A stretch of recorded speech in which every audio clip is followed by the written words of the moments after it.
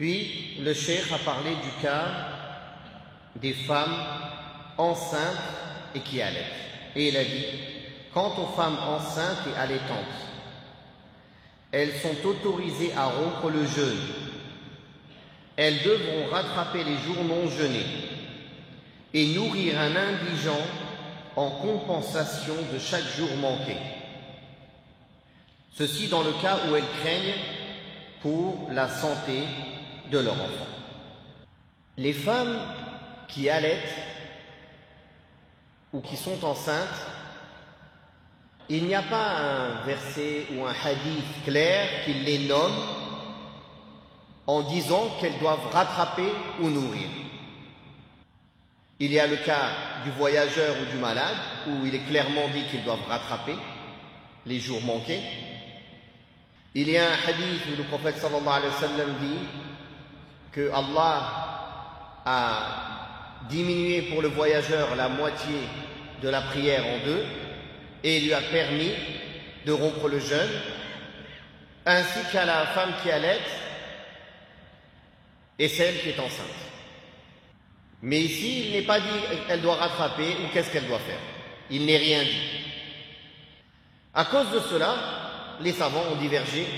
Qu'est-ce que la femme qui est enceinte et qui allaite doit faire? Est-ce qu'elle doit juste rattraper les jours qu'elle n'a pas pu jeûner? Est-ce qu'elle doit rattraper et nourrir? Est-ce qu'elle doit seulement nourrir, ne pas rattraper? Ou est-ce qu'elle n'a rien à faire du tout, ni rattraper, ni nourrir? Cet avis aussi existe. Ce sur quoi sont les 4 écoles juridiques, c'est qu'elle doit rattraper. Chez les Hanafites, les Malikites, les Shafi'i et les Hanbali, elle doit rattraper. Dans tous les cas, elle doit rattraper. Sauf que les Hanbalites et les Shafi'i, ils voient qu'elle peut rajouter à ce jour rattrapé une obligation de nourrir un indigent si la cause de la rupture de jeûne est la peur pour l'enfant. Quand elle est enceinte, elle a peur pour l'enfant, donc elle rompt le jeûne. Ou quand elle allaite, elle a peur que son lait tarisse, donc elle rompt le jeûne. Dans ce cas-là, chez les Hanbalites, le madhab de l'imam Ahmed ibn Hanbal et les Shafi'i, le madhab de l'imam Shafi'i, et elle rattrape et elle nourrit. Si par contre elle a rompu le jeûne par crainte pour sa personne parce que c'était trop dur, non pas par crainte pour l'enfant, elle se suffira de rattraper. Cependant, on trouve des paroles d'Abdullah ibn Abbas radiyallahu anhuma, plusieurs paroles authentifiées avec des chaînes de transmission authentiques, de même que des paroles d'Abdullah ibn Umar radiyallahu anhuma, dans lesquelles ils font la fatwa que la femme enceinte ou qui allaite, elle devra nourrir et elle n'aura pas à rattraper. Elle n'aura pas à rattraper. Et Abdullah ibn Abbas radiyallahu anhuma a expliqué cela en disant: une année elle est enceinte, 2 années elle allaite. Une année elle est enceinte, 2 années elle allaite. Une année elle est enceinte, 2 années elle allaite. Quand est-ce qu'elle peut rattraper?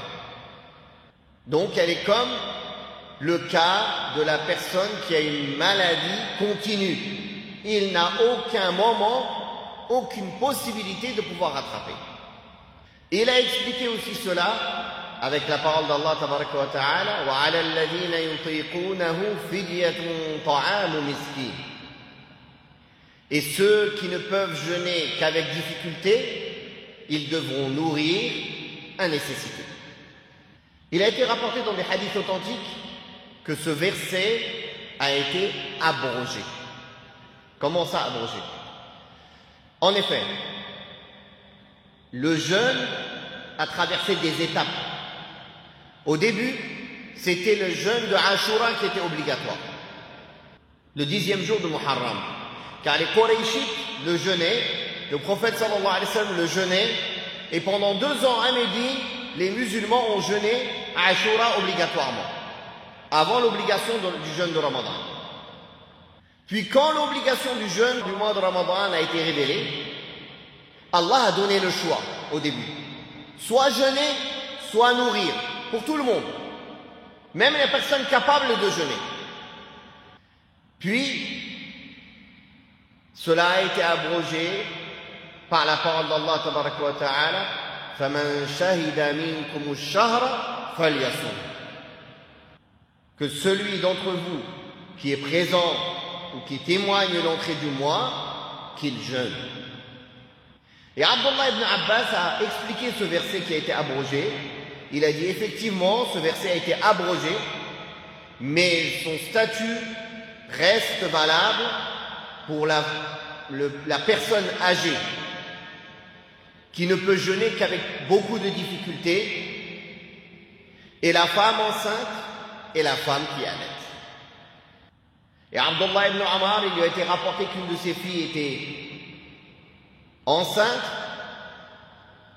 Il lui a dit, nourris un pauvre, romps le jeûne, tu nourriras un pauvre et tu n'auras pas de jour à rattraper. En résumé, et celui qui dit qu'elle n'a rien à faire, c'est Ibn Hazm. Il dit car il n'y a aucun texte clair qui dit qu'est-ce qu'elle a à faire. Donc, mais il y a un hadith qui dit que Allah, il lui a permis de rompre le jeûne. Donc il dit, elle rompt le jeûne, mais elle n'a rien à faire. Donc ce que l'on peut en déduire, bi'idhnillah subhanahu wa ta'ala, c'est qu'à la base, et ce sur quoi sont les 4 écoles juridiques, l'obligation, c'est de rattraper. À la base, elle doit rattraper. Qiyasan ala al-marid, car elle est plus proche, analogiquement parlant, du cas du malade, qui a une incapacité momentanée. Elle n'est pas durable. Donc, comme le malade, il a une incapacité momentanée de jeûner, elle aussi, elle est dans le même cas. Elle a une incapacité momentanée de jeûner. Donc, comme le malade, elle rattrapera quand elle sera en capacité de jeûner. Ça, c'est la base. Et c'est ce que l'on dit. Surtout aujourd'hui, les femmes n'ont pas autant d'enfants qu'avant. Avant, effectivement, comme Abdullah ibn Abbas a dit, une année, elle est enceinte, 2 années, elle allait. Une année, elle est enceinte, 2 années, elle allait. Aujourd'hui, 20 ans sont passés, la personne, elle a 2 enfants. Donc, elle a largement le temps de rattraper. Donc, si tel est le cas, on dit que la femme, elle laisse la possibilité de rattraper. Si elle voit que les années passent, chaque année, elle a été enceinte, puis allaitée, enceinte, allaitée, dans ce cas-là, elle passe à la fatwa de Abdullah ibn Abbas. Elle nourrit. Elle nourrit car, effectivement, elle aurait bien voulu rattraper, mais elle n'a pas eu la capacité de rattraper. Donc, dans ce cas-là, elle est plus proche de la personne qui a une maladie continue plutôt que de la personne qui a une maladie momentanée. Qui a une maladie momentanée, pour une durée, pour une période momentanée, déterminée. Et la fatwa de rattraper seulement, c'est ce sur quoi se sont entendus Cheikh Ibn Baz et Cheikh Al-Uthaymin, qui ont contredit les Hanbalites, qui est plutôt leur école juridique, plutôt à la base, mais ils ont dit elle rattrape seulement. Elle rattrape seulement et elle ne nourrit pas. Le Cheikh ici, il a expliqué la vie des Hanbalites, car c'est son école juridique, et il a dit que ce livre, il l'expliquerait selon l'avis de l'imam Ahmed. Donc il dit, si elle a rompu le jeûne par crainte pour son enfant, et elle rattrape, et elle nourrit. Si elle a rompu le jeûne par crainte pour sa personne, elle se suffit de rattraper. Nourrir, pour la personne âgée, la personne qui a une maladie continue, pour le cas de la femme qui est enceinte et qui allaite, qui est enceinte et qui allaite, qui est enceinte et qui allaite pendant 15 ans ou 20 ans, qu'est-ce qu'elle doit nourrir? Un moud, ce qui est le quart d'un sa'. Un sa', si vous vous souvenez, on a dit, ça équivaut au volume d'un peu moins de 3 litres. À peu près 3 litres. 2 litres 900 et quelques, 975. Le volume. On a dit, si on veut sortir tranquille, 3 kilos de n'importe quel aliment. Car en général, c'est toujours moins. Ça, c'est la fatwa de l'Ajna Da'ima. 3 kilos de n'importe quel aliment. Car peu importe l'aliment, peu importe la saison, peu importe sa taille, peu importe qu'il est sec, qu'il est frais, ça dépassera jamais 3 kilos. Ce sera 1 kg et quelques, 1 kg 900, 2 kg, 2 kg 100, 2 kg 400, 2 kg 500, 2 kg 700. Ça n'arrive pas à 3 kg. C'est pour cela qu'ils ont dit 3 kg. 3 kg, vous êtes tranquille. Donc 3 kg, c'est un sa'. Un moud, c'est le quart d'un sa'. Sauf que chez les Hanbalites, ils disent un moud de bourre. Le bourre, c'est l'orge. Pour tous les autres aliments, ils disent nisfu sa', 2 mouds, la moitié d'un sa'. Donc, soit on le sort en aliment sec et on sortira la moitié d'un sa' de n'importe quel aliment, sauf le bourre, sauf l'orge, un quart de sa'. Soit on nourrit le pauvre d'un repas déjà préparé. Et pour ça, il n'y a pas une mesure précise, un repas complet. De quoi on tient cela? Anas ibn Malik, radiyallahu anhu, quand il est devenu très âgé, il avait du mal à jeûner, car il a atteint les centaines d'années, la centaine d'années, Anas ibn Malik, il a dépassé les 100 ans, radiyallahu anhu. À la fin du mois de Ramadan, il faisait à manger, il réunissait 30 pauvres et il les faisait manger. Donc la personne a l'un des deux choix quand il nourrit. Quand il nourrit à cause d'une maladie permanente, une maladie continue, chronique, ou la personne très âgée qui n'arrive plus à jeûner, c'est trop lourd pour elle de jeûner, elle n'a plus la force à cause de l'âge.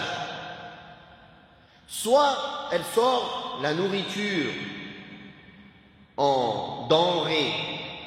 Dans ce cas-là, elle sort la moitié d'un sa', ou le quart d'un sa' si c'est du bourre, si c'est de l'orge. Soit elle prépare un repas et elle fait manger le pauvre un repas. Ou elle fait un grand repas dont plusieurs pauvres peuvent manger, ou un repas chacun.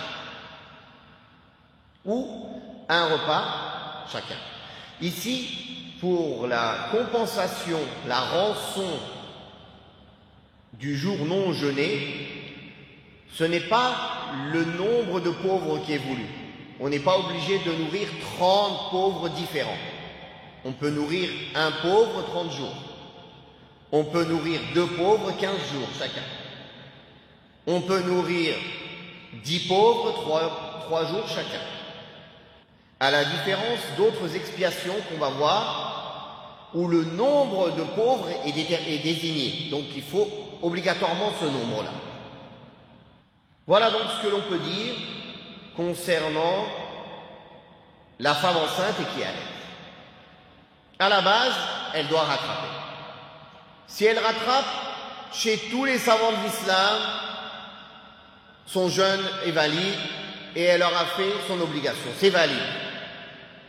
Seulement, elle diverge, est-ce qu'elle a quelque chose à faire en plus ou est-ce que nourrir est suffisant quand elle ne peut pas rattraper? Ça, il diverge.